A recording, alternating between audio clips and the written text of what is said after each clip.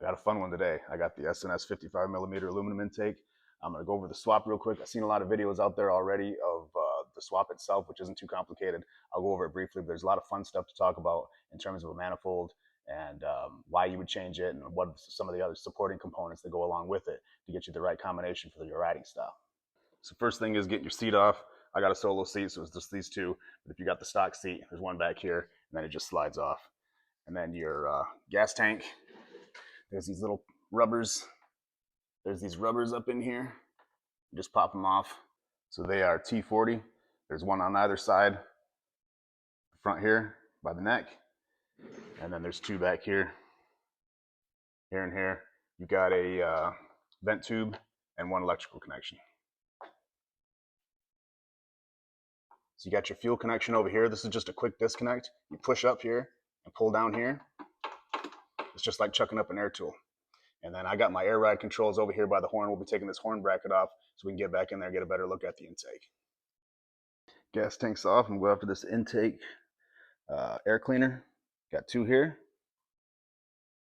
So once you get this front cover off, these ones are 1/8 inch Allens. Then you can get after these guys. These are 5/32. You got 3 more 5/32 here to get your backing plate off your throttle body. Then you pop your crankcase vent tubes off, and these bolts in here are 7/16. And then this whole thing will come off. Throttle body's up next. You got a vacuum hose up here, and 3/16 Allens to pop your throttle body off. And there's one over here. There's the electrical connection down here. We're not really going to worry about that because we're only after the main intake manifold. All right, throttle body is off. This is your map sensor right here. This is a T25. I'm going to pop that guy off right now because it looks like I'm going to have difficulty getting to this mounting bolt in there. Just kind of got the throttle body stuck up here. And this electrical connection back here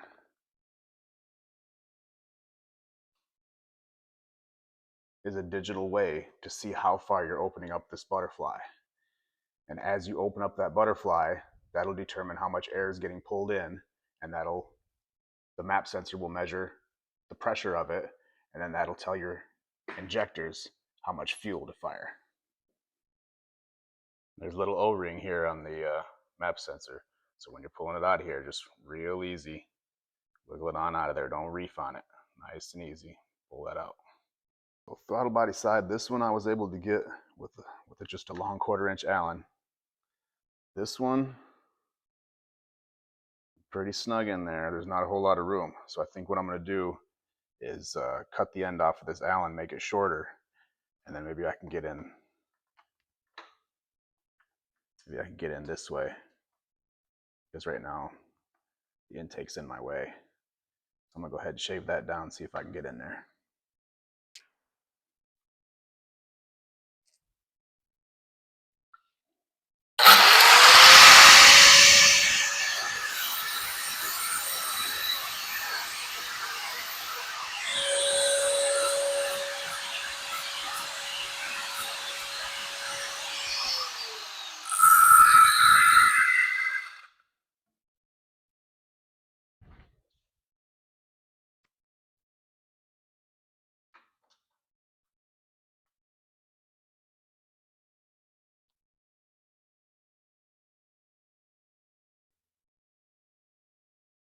So between this way,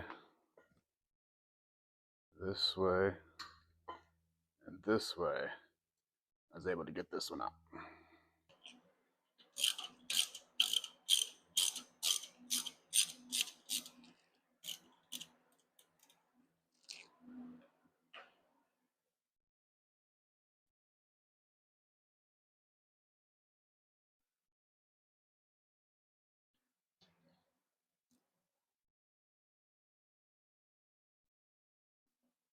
Horn bracket out the way.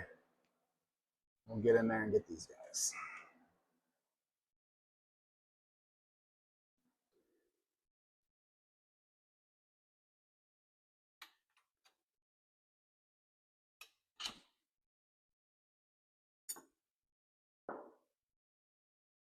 Well, it was pretty simple.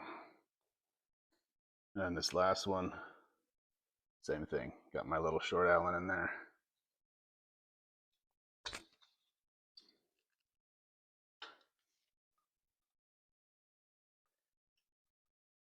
A lot of times when you're doing stuff like this, you just kind of close your eyes, just kind of wander off into your head and imagine what you're doing in your head. You can actually see it more vividly than you can looking with your eyes.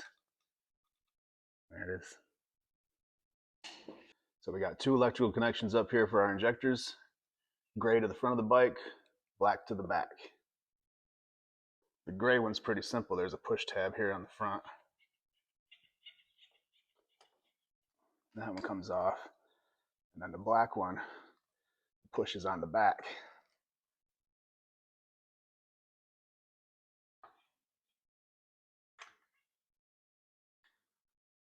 That one's off. Now ready to take, ready to come out. Probably gonna go out the other side with it. It's a little bit of a wrestling match here, but you kind of got to keep working it. Point this down towards the bottom of the bike and just kind of keep working your way forward. And eventually, real easy, it'll come out there. There we go. So remember that going back in also, you want to angle this down, push upward like that to go back in. And that's the same way it come out. So when it was sitting like this, to get it out, push down, come this way. And then vice versa to put it back in. T25, pop our injectors off.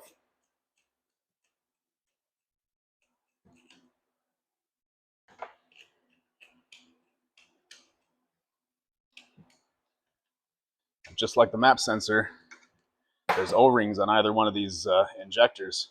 So you want to be careful when you pop it out of there.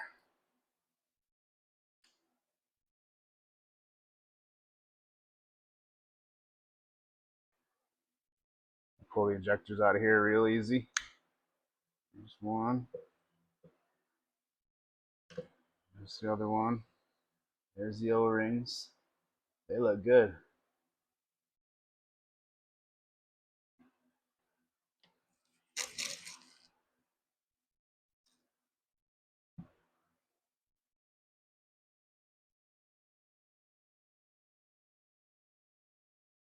You can see that seal is tapered.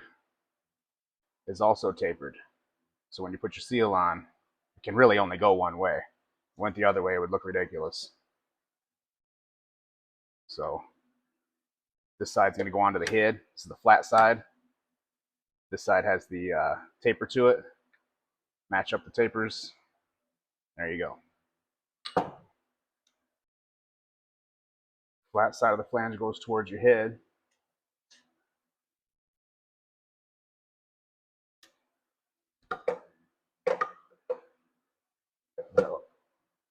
The seal, tapered side, goes towards the intake because the intake is also tapered.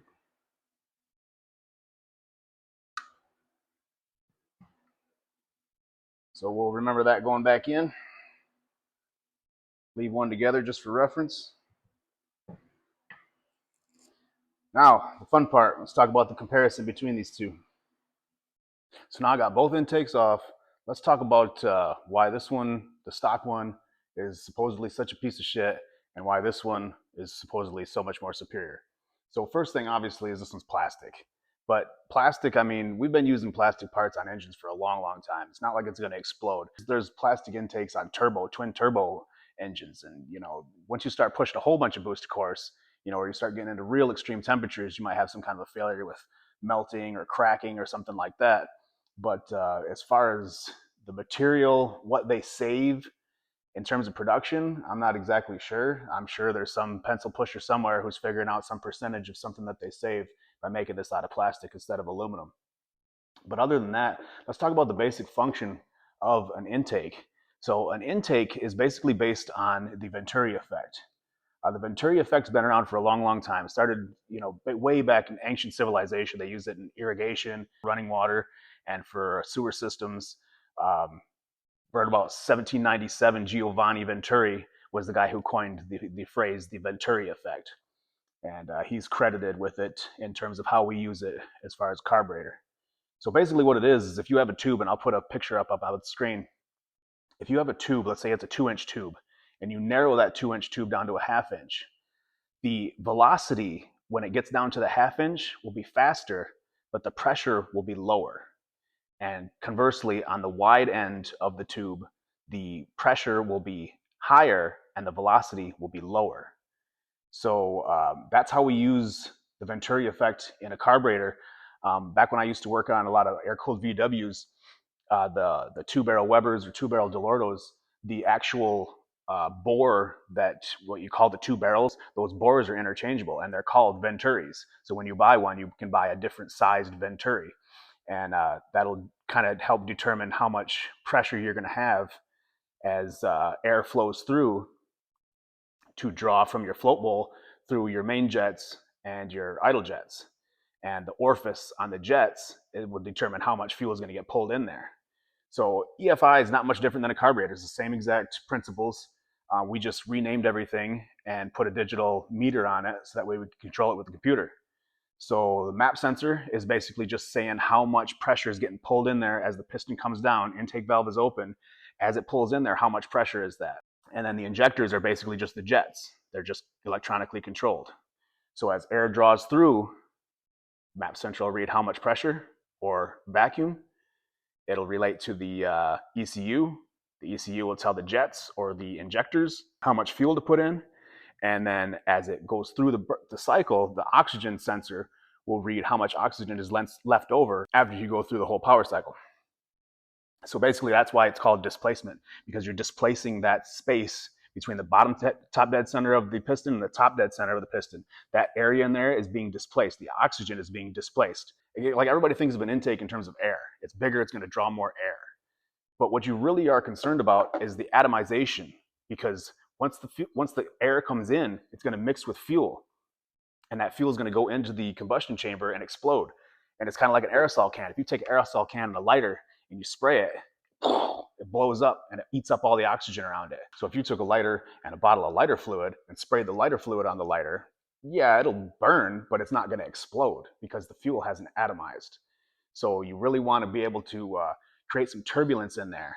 If the air is all flowing in one direction, as opposed to it flowing in a bunch of different directions and getting all turbulent in there, that can help to atomize the fuel as it goes in. Also, kind of like a bullet, the spark plug would be the cap or the primer on the bullet casing. The shell would be the cylinder, and the piston would be the bullet. But there's a reason they call it gunpowder. If it was just a solid chunk, it wouldn't explode. And that's what we need with the intake too. We need it to help the fuel to atomize as it comes through. So it's really important not to polish the inside of your intake. So that's one of the advantages that you can see here with this one, is it has kind of a rough finish on the inside of the intake. And the plastic one, obviously plastic is just really smooth. So what can happen in there is the fuel, even though it's being sprayed in with the injector, it still has a tendency with really smooth surfaces to puddle. And once it puddles, if those fuel molecules become droplets and get inside your combustion chamber, they can create hot spots, they can knock, poor fuel economy, a lot of different things can happen. And also with that smooth surface inside here, it's kind of like a wind instrument. If you were blowing through a trumpet, you have to kind of spit as you're blowing through it to create that sound, to create a clear note out of it. And then what they have to do is they have a spit valve on them, because all that spit from the smooth inside of that trumpet all has to collect somewhere. So you'll see people, in an orchestra that are playing a trumpet or something, or a tuba, and they'll hit their spit valve and blow all that spit out of there. Same thing with an engine that's puddling like that. If you're pooling fuel somewhere, you'll kind of feel it loading up on you, and then you got to rev it a couple times, clear that out. It's like phlegm caught in your throat. You can't sing when you got a bunch of phlegm in your throat. You got to clear that shit out of there. Another thing to consider is your camshaft. If you have a lot of duration on your camshaft, your valves are open for a long time, so you're not pulling much vacuum. So your ECU is kind of going like, all right, well, how much fuel do you need? Because you're not really giving me a vacuum signal until you start revving up. So the Venturi effect has been used a lot in engineering, irrigation, all kinds of different things. But this is how it relates to carburetors and fuel injection. And the basic difference is, I'm sure if anybody's ever ran an engine with a carburetor versus EFI, EFI is just a lot more exact. What it reminds me of is, it reminds me of a crank trigger versus a distributor. So a distributor, the gear, it has to be driven by something. So the gear usually combines with the camshaft, so it'll mesh with the camshaft. But inside there, there's some kind of play in between those cogs. And at higher RPMs, you could be on one end of it, and at lower RPMs, you could be on the other end of it. Even though it's a couple thousands, there's a little bit of play in there. The advantage to a carburetor also is you have a fuel bowl in there, the float bowl that's full of fuel, and you can empty that thing when you throttle it, so it can get a lot more ballistic. You can get some real ballistic power out of it, where the EFI is just like far more exact. EFI, I think, is, it's by far surpassed what a carburetor could ever do, because you can watch it all in real time on a dyno machine. If you change your cubic inches to bigger, then you're going to need to pull more air, so that makes sense. But I've had the stock intake on there for 9,000 miles after I changed my cam, and I have a 240 250 cam with 106.5 lobe separation. In a previous video, I did talk about camshaft selection. When you're selecting your camshaft, the two main things that you think about are camshaft lift and camshaft duration. So the third one is camshaft lobe separation. I'll put a picture up here so you can kind of get an idea of what camshaft lobe separation is. So camshaft lobe separation, if you was to take your intake lobe on your camshaft and the exhaust lobe on your camshaft and draw a line through the center of both of them, the angle between those two is your camshaft lobe separation. So my camshaft is a 106.5. I really like 106. This goes way back for me. When I was a kid, like 10, 11 years old, the small town I lived in, we had a circle track, we had an oval track. And that was the thing to do on the weekends, was go to the races, chase girls around and, get down into the pits and talk with some of the guys out there that are running cars and stuff, and dream about what we wanted to do when we got old enough, And I remember we're at the races and I'm standing, there watching in the pits, and hear this car go by, and it just sounds freaking amazing. It has that really rough idle, that really choppy potato idle, potato, potato, potato. And this older guy was standing there, and he's like, man, that's that 106 sound. And I thought, well, that's not the number on the car. Is that the size of the engine or what? I couldn't quite figure it out. I'm 10, 11 years old. I didn't really know. Later on, next time I'm at the races with my buddies, and we hear a car go by, I'm like, oh, that's that 106 sound. And they're like, what are you talking about? I'm like, it's 106. It sounds. I didn't really know what it meant. It took me years to figure out what that actually means. So 106 to 109 is considered narrow camshaft lobe separation, and 110 to 118 is considered wide. So the main difference is the valve overlap. So that's the amount of time when both valves are open throughout the cycle. So as your piston comes down, your intake valve opens, it's drawing air and fuel in. And then as it comes up to compress them, the duration is how long the valves stay open. But the amount of time that both valves are open, it's a real short amount of time, but it's called valve overlap. And with a narrower lobe separation, you get more valve overlap. That means both valves are open at the same time for longer. And what that can do is scavenge more air. It'll pull more air from the exhaust to feed your intake. So that's why it really wasn't that important to me to run some bigger intake on here, because I have such a narrow lobe separation. So I'm not really expecting much difference out of this. But if I had a wide camshaft lobe separation, 110 to 118, the stock Harley 114, Milwaukee 8114, is ironically 114 degrees camshaft lobe separation. So that's like a real, in the middle balance between low end torque and high end RPMs. But you'll get a lot better idle. You get a lot smoother idle. It's good for supercharged engines because you have less valve overlap. You can shove more air in there. So that's another thing to consider when you're thinking about how much do you need an intake, and as far as your whole fueling system, and determining how to best feed your combination. Camshaft lobe separation is a huge one. So with the narrower lobe separation, you'll get that rough idle, and you'll get the power band that's going to extend farther up, like to 2,500 or 3,500, up to like 6,500, 7,000 RPMs on a Harley. So that's going to kind of dictate where the power band ranges. So you'll get the rougher idle, and it'll also take you more RPMs to get everything to smoothen out and start really hitting, because you're getting more valve overlap. And the wider lobe separation angle will give you the smooth idle, smooth throttle response. It'll start torque down low. It's just a lot more of a street type thing, a street type feel and reliability. Real down low, good throttle response. So I like the 106. Like I've talked about that little story about where I got that number from, but also my riding style is like hanging back in traffic, nailing it, staying up around 3,000 RPMs, nailing it. carving canyons or going up mountains or whatever. I like being up in that mid range of RPMs, 3,500 to 6,000, somewhere in there. That's my jam. That's my spot. So that's why I picked that for this engine. And I like that loppy sound of the idle, the potato sound. So some more things to consider about your intake. It's not just about pulling air in there. It's also about making the fuel atomize. You can also consider your camshaft lobe separation and the duration of the cam, how much vacuum signal that you're pulling, because that's going to dictate through the Venturi effect how much fuel is going to be required. So, and obviously I hit on the difference between EFI and carburetor, crank trigger and distributor. These are things that have evolved and really turned into something that we can really put our eyes on, and different types of software through your ECU where you can kind of see all these things in real time and really dial in your combination. Here's kind of comparison of the two.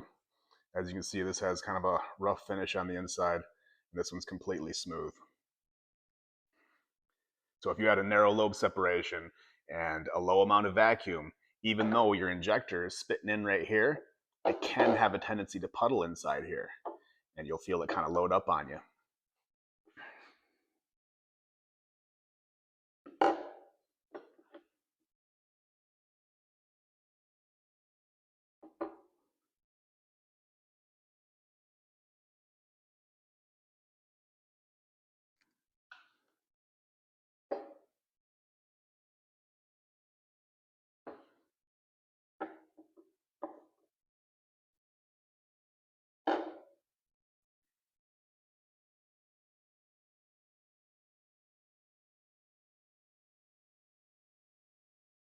So bigger, yeah, better material, yeah.